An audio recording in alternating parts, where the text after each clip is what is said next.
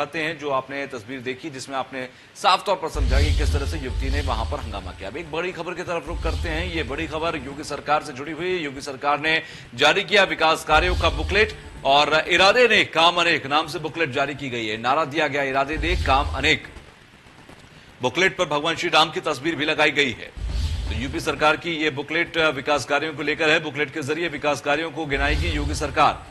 इरादे ने काम अनेक नाम से बुकलेट जारी किया गया है। ऐसे में बीजेपी की तरफ से, योगी सरकार की तरफ से यह बुकलेट जारी की गई है। योगी सरकार ने जारी कर दी है अब ये बुकलेट, और बुकलेट में तमाम कामकाज का जिक्र किया गया है जो सरकार के रहते हुए काम किए गए। तो योगी सरकार ने जारी किया विकास कार्यों की बुकलेट, जिसमें तमाम अपराधियों पर नकेल कसना, किसानों के लिए किस तरह से कामकाज किया गया है इसका जिक्र है, बेघरों को घर मिल सके इसका जिक्र है।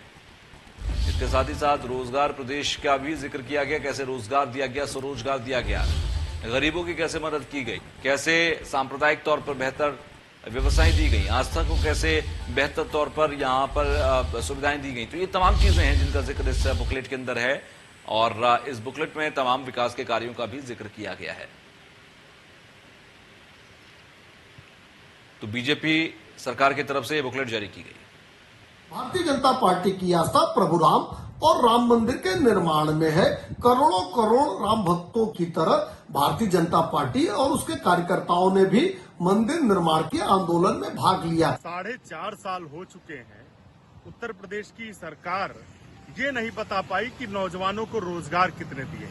सिर्फ होर्डिंग और बैनर और प्रचार के माध्यम से आप उत्तर प्रदेश का विकास करेंगे? 4,28,000 करोड़ का इन्वेस्टर्स मीट हुआ था, कितने नौजवानों को रोजगार मिला? कांग्रेस पार्टी मांग करती है कि इस तरीके की प्रचार की राजनीति से अच्छा है भारतीय जनता पार्टी, आदित्यनाथ सरकार ने अगर वाकई में जमीन पर कोई काम किया है तो पत्र लाए और बताए कि उत्तर प्रदेश में कितना विकास हुआ। इस तरीके की हवाई प्रचारबाजी राजनीति भारतीय जनता पार्टी ना करे। उत्तर प्रदेश का नौजवान इस बात को समझ चुका है कि बीजेपी और आदित्यनाथ उत्तर प्रदेश के लोगों के लिए कुछ भी नहीं कर सकते। अगर भारतीय जनता पार्टी के इरादे नेक की बात करें तो उत्तर प्रदेश के अंदर में कोविड काल में लाशें नदियों में तैरती नजर आई और लाशों को जानवर नोचते नजर आए। महिलाओं पे अत्याचार बढ़ा, किसान यहाँ धरने पे बैठा, लगातार किसानों की मौतें हुई और महंगाई और बेरोजगारी से लोग यहाँ आत्महत्या करते रहे। ये तो इनके इरादे थे। जहां तक काम अनेक की बात है तो जाहिर सी बात है जो समाजवादियों ने काम किया था 4.5 साल तक, समाजवादी काम का या तो फीता काटते रहे या समाजवादी काम का नंबर बदलते रहे। इससे ज्यादा उन्होंने कोई काम नहीं किया है। यही उत्तर प्रदेश को इन्होंने 4.5 साल में दिया है। लेकिन कोई बात नहीं, 2022 में बाईसाइकिल की सरकार होगी और जुमलेबाज पार्टी आउट होगी।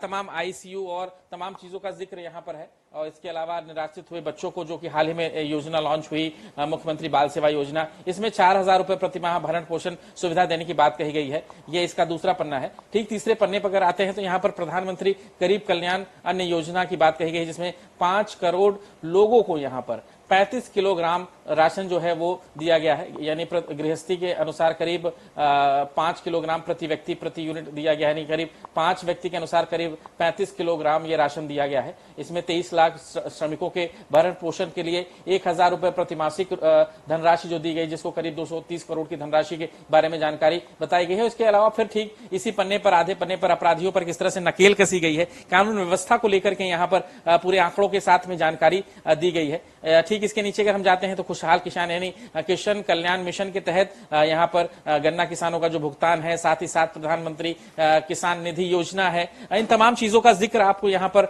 मिल जाएगा। यानी तमाम चीजें आपको यहाँ पर दिख जाएंगी। किसानों की भी चर्चा यहाँ पर है कि साथ साथ में केंद्र सरकार और राज्य सरकार दोनों क्या कर रही है, इसकी बाकायदा जानकारी आपको यहाँ पर दिख जाएगी। हालांकि कृषि योजना में भी निराश्रित गोवंश आश्रय स्थल जो बनाए गए हैं और किस तरह से सिंचाई क्षमता बढ़ाई गई है, यहाँ पर उत्तर प्रदेश देश में नंबर 1 यानी इंडिया स्मार्ट सिटीज की बात। इसके अलावा सूक्ष्म लघु उद्योगों में जो अग्रणीय स्थान रहा, स्वच्छ भारत मिशन में जिसका जिक्र अभी मैं कर रहा था कि नंबर 1 रहा है।